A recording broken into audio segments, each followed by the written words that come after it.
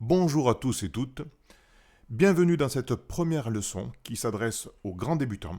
On va parler solution unique et singleton caché. Croyez-le ou pas, mais la plupart des grilles qui se trouvent dans les magazines non spécialisés recourent uniquement à ces deux techniques de résolution. Il y a énormément de personnes qui ne résolvent que ce type de grille et qui le font très bien. J'en connais et d'ailleurs, elles le font beaucoup mieux que moi, plus rapidement et de manière beaucoup plus élégante. Donc dire que les gens qui font ces grilles-là sont juste une bande de cons qui résolvent des grilles de merde, ben c'est faux. C'est faux. Et même si la difficulté n'est pas dans la grille elle-même, eh bien la difficulté, elle est ailleurs. Elle est dans la manière de résoudre les grilles. On va passer à la pratique. Vous avez à votre disposition un kit de grille tout niveau qui est disponible en téléchargement sur ma chaîne. Et on va chercher dans ce kit le dossier 1 et la grille 6. Je clique sur récupérer, actualiser grille pour signifier au solveur qu'il s'agit bien de la grille énoncée. Je passe en mode édition et je mets la grille au diapason de la grille énoncée, par précaution en tout cas, et je le fais avec les candidats présents. Voilà, on va se faire un peu de place et on est prêt pour commencer. On est en présence d'une solution unique lorsque dans une case, un seul candidat est possible. Ce candidat est alors solution de la case. Comment déterminer qu'un seul candidat est possible dans une case et quel est ce candidat? On voit bien dans cette case et dans cette case qu'un seul candidat est possible et quel est-il? Mais parce que les candidats sont déjà annotés. Mais comment fait-on si ce n'est pas le cas? La règle dit qu'on ne peut avoir qu'une solution donnée dans une même entité sudoku, à savoir la ligne, la colonne ou le bloc. Commençons par initialiser la grille sans les candidats, l'application le permet.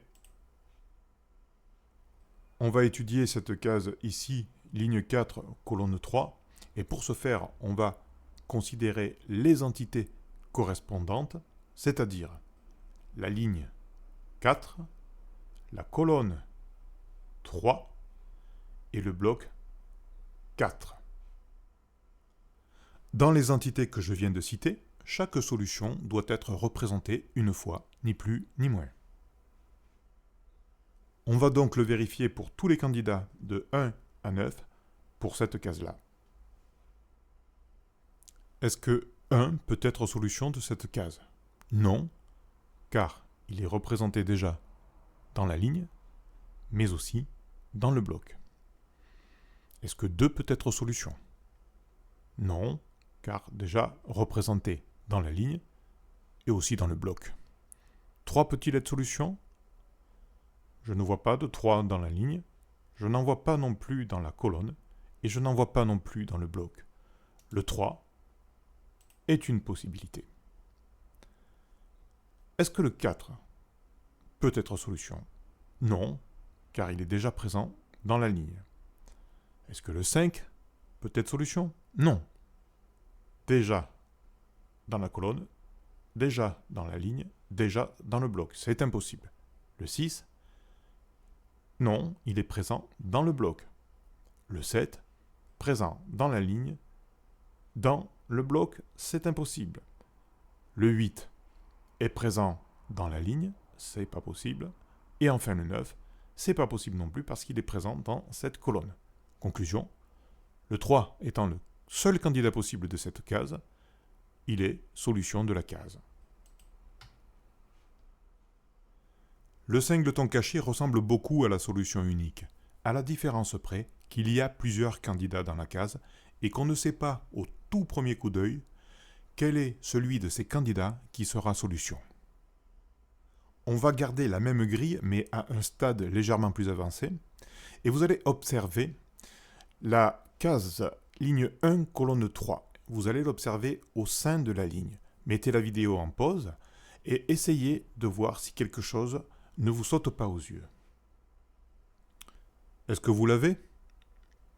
Si vous avez observé chacune des 9 cases attentivement, vous avez probablement remarqué que le candidat 1 n'apparaissait que dans cette case, ligne 1, colonne 3. On va se le noter ici. Qu'est-ce que dit la règle? Elle dit que dans une entité, chaque chiffre doit être représenté une fois, juste une fois. Bon, pour le 1, il doit être représenté une fois. On vient de voir qu'il ne pouvait pas être représenté ailleurs. Donc, il est forcément dans cette case. Le 1 est solution de cette case.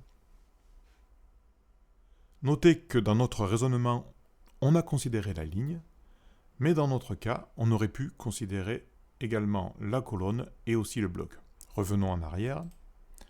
Regardez ce 1. Dans la colonne, il est tout seul. Et dans le bloc, il est également tout seul.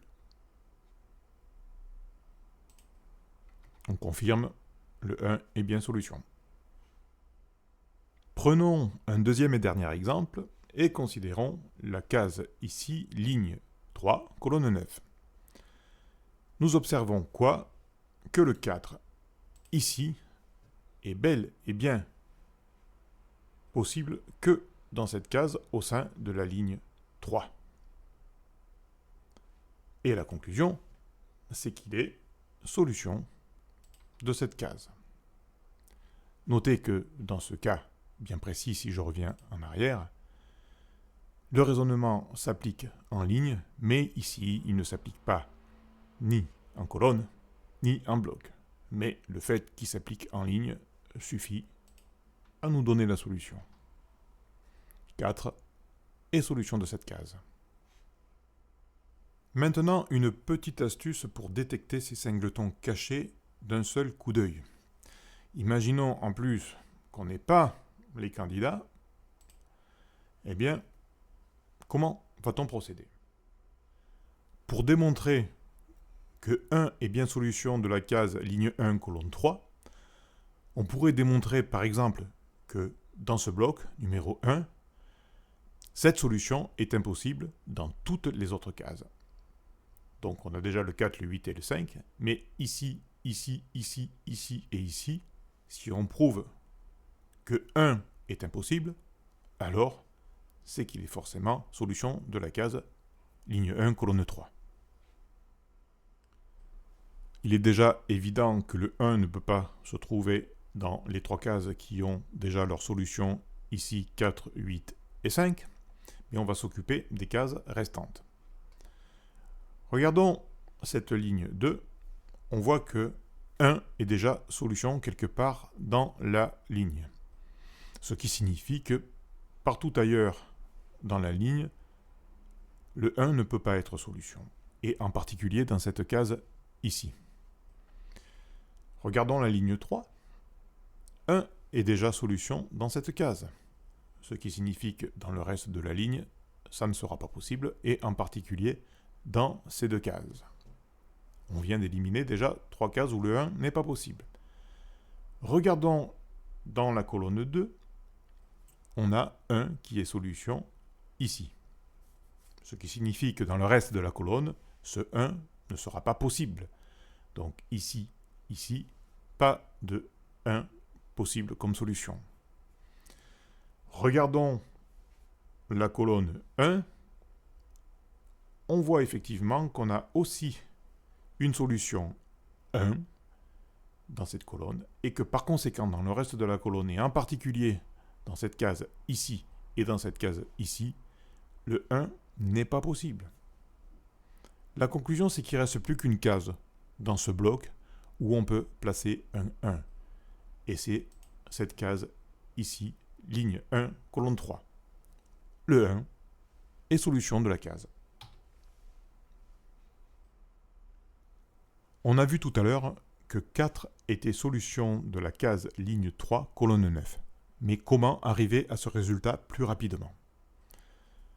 Alors si on ne peut pas démontrer que 4 est solution de cette case au sein de la ligne, il suffit de démontrer que le 4 est impossible dans toutes les autres cases. C'est ce qu'on va faire.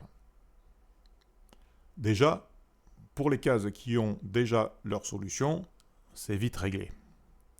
Mais il reste les cases qui n'ont pas de solution.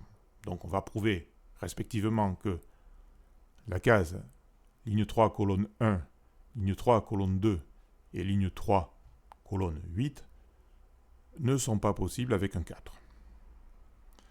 Alors ici, on voit que bien 4 n'est pas possible parce que il est déjà présent en colonne.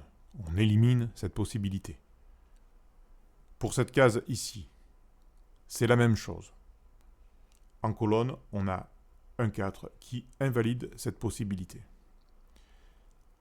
Pour cette case-ci, c'est encore la même chose.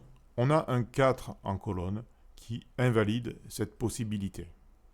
La conclusion, c'est que dans la ligne, le 4 n'est possible que dans cette case. Il est donc solution. Voilà, c'est tout pour aujourd'hui. Nous n'avons fait qu'aborder les deux techniques les plus simples qui soient. Mais vous en conviendrez, il faut bien commencer par quelque chose. Je vous laisse, portez-vous bien et à très bientôt.